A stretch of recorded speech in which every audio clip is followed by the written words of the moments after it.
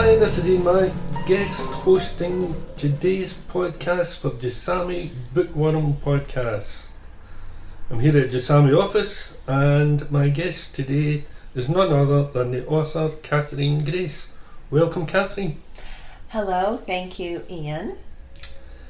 Where and when did you start writing and your love for books come from? Well, if my voice sounds familiar, I'm just going to explain it now. Probably sounds like Michèle, but I am wearing my Catherine Grace author hat. Very good. So, and Catherine is my middle name, so it's not an unfamiliar sound to my ears. In order to answer your question, I'd have to say that my love of books arose from the first picture books as a child that I used to read or see. The Disney books, and all of the Disney characters were wonderful. And as soon as I could read, I was voracious in all of the variety of books. And even as a child, I think I was about 9 years old, and I started in one section of the biography at the school library and went through every single book. So I've loved the stories behind it, because when I read a story, it's like seeing a movie in my head. So I've had that love all of my life. So as a child, when I was reading those stories, I actually was, as an only child, created many worlds. So I would create stories when I would go to bed at night. You know, you're sent to bed as a child way too early. Whatever the time frame was, it was much too early. So I always would lay there and create different characters, different worlds, and have all kinds of adventures. And I loved it. Had wonderful playmates, and then the next night would be something new. There was always a new adventure around the corner. When you're writing, do you actually have a favourite genre? Is there something you kind of concentrate on, or tell us about that? Well, my favorite genre throughout my life has always been mysteries. From the very first Honey Bunch and Norman series, which I had to do a book report. It was on children who were detectives, kind of. And I was 6 years old for my first book report. And they all laughed. They thought Honey Bunch Norman was hilarious. But I loved that. And then I grew into Nancy Drew mysteries. And then, so mysteries have endured throughout my life. I've always loved them. When I'm reading it, I'm always trying to figure out who the murderer is, what the crime was, how to solve it before it's actually solved for me. So when I actually started writing stories down, they started as murder mysteries. And I like creating the puzzle and trying to create a puzzle that will entertain people, not make it too frustrating, and hopefully they won't get it till the end of the story, because I don't want them to figure it out in the middle. So mysteries are my favorite, but once I started writing a few years ago, I developed an interest in children's stories, and then also short stories, which I've done in a couple of other books, which I can chat about in a moment. So where do your characters originate from? A perfect example is in the book that I did with Joy Dakers. She's the photographer in Journeys with Joy. She gave me the photographs. So when I looked at that photograph, if there was someone in it, that character kind of spoke to me. They come alive for me. So when I see that picture, it just starts in my head. There's two men were canoeing down one of the rivers, and it was in one of the Asian countries, and there was a house that was falling down. All of a sudden, why were they rowing down there? What did they think when they saw the house? So it starts with questions, and then I answer the questions, and that's when the stories come from. My favorite one out of that book, I have to say, is there's statues. And they're quite beautiful, very, very old. And so I thought about if a statue, and this is not the first time this has been written about, but if a statue comes alive at midnight or when the sun goes down, and they're all stacked against each other. And so because it's so short, it's just the conversation that they have. And each statue had a very different personality, and that was related entirely through dialogue. That was only dialogue. For the murder mysteries, it's characters that I think about. I think each character carries a little bit of the writer within them, so that when we write about something that's familiar to our lives, we can relate to it. However, when it comes to the alternative and you've got the protagonist, hopefully you relate to them if they're kind, and they're not perfect, because we're not perfect. And that's what makes them interesting, how they developed. As in the intersection with M, she has a specific problem and she's trying to work through it in her life. And there's been a death, and now there's a murder mystery. So it's about that. And certain characteristics come from it. And the antagonist in it is very, very different. And that was harder to write because it's out with my own personality, but it's challenging, and that's what makes it very, very interesting. You say it's challenging, so what is the most difficult part of writing, would you say, if MJ's listening to this and wants to write a story or book?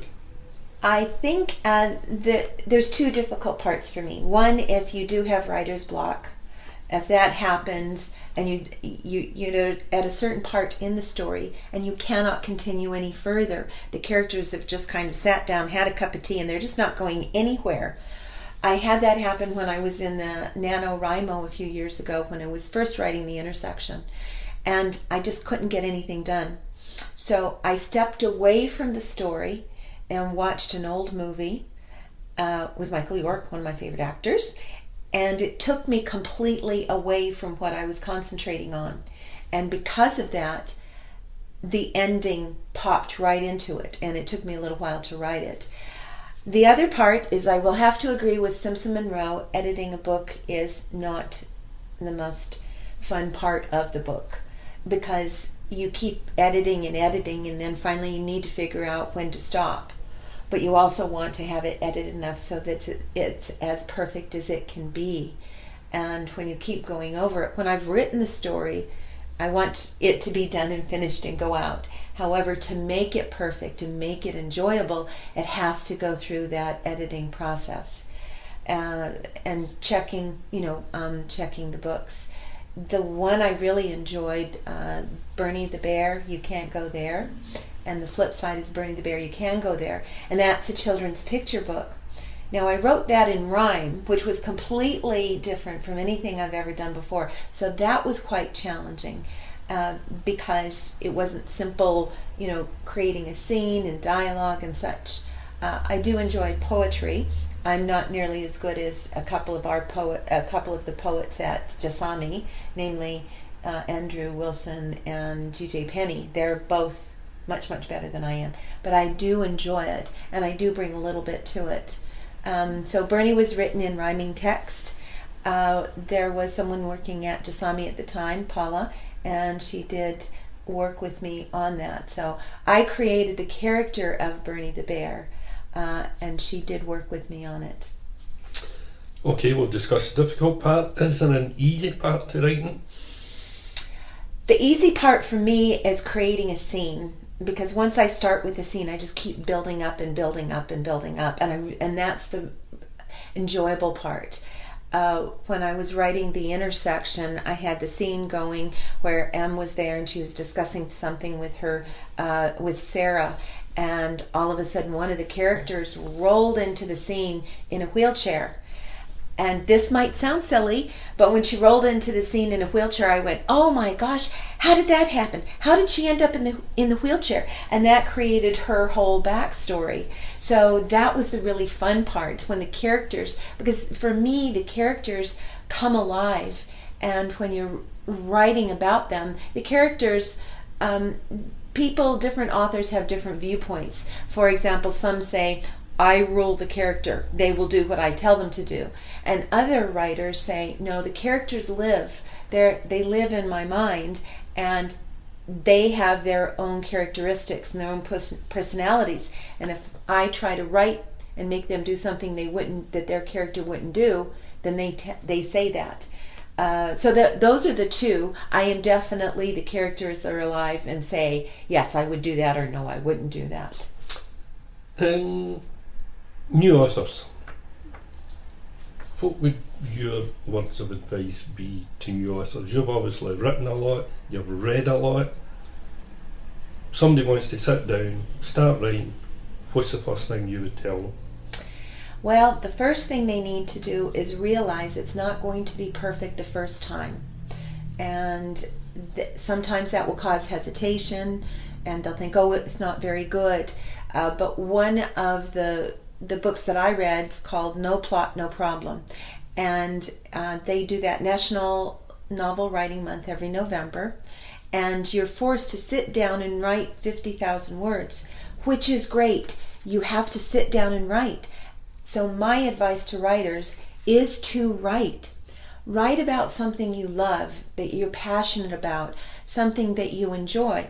If it's murder mysteries, or if you want to explore children's picture books or illustrations, wherever the creativity comes from for you and that you enjoy. Because writing is a solitary occupation. And other than the characters that live in your head, you're doing this all on your own. So I would definitely say choose something you really love and stick with it. I wrote The Intersection in 2012, and it wasn't published until 2019 or 2020. Should remember when it was published, 2020. So it took a long time for it to get published. Things take time in the book industry. So just be stubborn, be persistent, and stay creative. And if you have to stop for a cup of tea, a cup of coffee, or a glass of wine to help along with that, then do so. Do you find that you become maybe attached to some of your characters, or like friends? Absolutely. The characteristics that they have, you can either relate to them or you might not relate to them, but they live with you for such a long time while you're writing the book that they are a part of you, but they never leave you, and that's the wonderful that's a wonderful aspect of it. And it helps to create, if you want to write a series, to stay friends with the characters, because they might come and visit in another book or in another story, or some of their personality traits may end up with another character. Do you ever find yourself stealing wee bits from real life people? Well, I don't know if I would say stealing, but what I would say is that when we go out into the world and we observe everybody else, there's a personality trait from, man, woman, child, whoever it might be, and that's cute, or that's interesting, or someone might have, a certain way of folding a napkin, simple as that. They have some personality trait, and and we borrow those from a lot of different people, and that can make a character. A character that might, be compulsive about certain things, or they might not. But I think that going out into the world, and even the cafes now that we can go out again, and watching people watching. Yes, exactly. And I think that fine-tuning the traits that they have, I think, makes more interesting characters. So because our characters aren't one-dimensional, and people are definitely not one-dimensional. So going out into the world and seeing it, watching it, and then taking it back and creating something new with it. Yeah, you mentioned your character in the wheelchair, and it was, oh my God, where did that come from? So if you're out there people watching, you see somebody with a limp, or you see somebody with long hair, that might end up becoming part of a character somewhere in the book. Absolutely. And how they ended up in the wheelchair is what creates the backstory to the character themselves. So how they ended up there, whatever it might be, is, the length of their hair, if it's, super long and wavy, or if somebody, the way people dress, different hairstyles. I always wonder about this. Everybody has their own hairstyle, something that they like that creates their own uniqueness. And I think that's really important. And so utilizing that, I think, is important to creating interesting characters. I mean, I admit, I love people watching, especially if you're in the likes of Buchanan Street, where you can sit and just, you're watching the world go by, but you're picking up different things from virtually everybody that walks by. So, I think that's just about round-up time. And thank you for allowing me to do the Jasami podcast, or the Bookworm podcast. So, finishing through Michèle style by saying, who would you like to give a shout out to? Well, I would like to give a shout out to both Holly Richards and Joy Dagers. Holly is the most phenomenal illustrator, and with Bernie the Bear, she created and did all the things that I asked for that were really important in creating the character, and the little, lolly stuck to his tushy and different little things. And as we always like to say about Joy and the covers that she's created and the work she's done, is that she's a joy to work with. So I want to thank both of them for what they've contributed to my work, and how much that's meant to me. Okay, folks. Thank you, Catherine. Don't forget to download, once you see this getting posted on the Jasami Bookworm website, Instagram, Twitter, every place else is. And from me, Ian Mack, it is cheerio, and thank you for listening.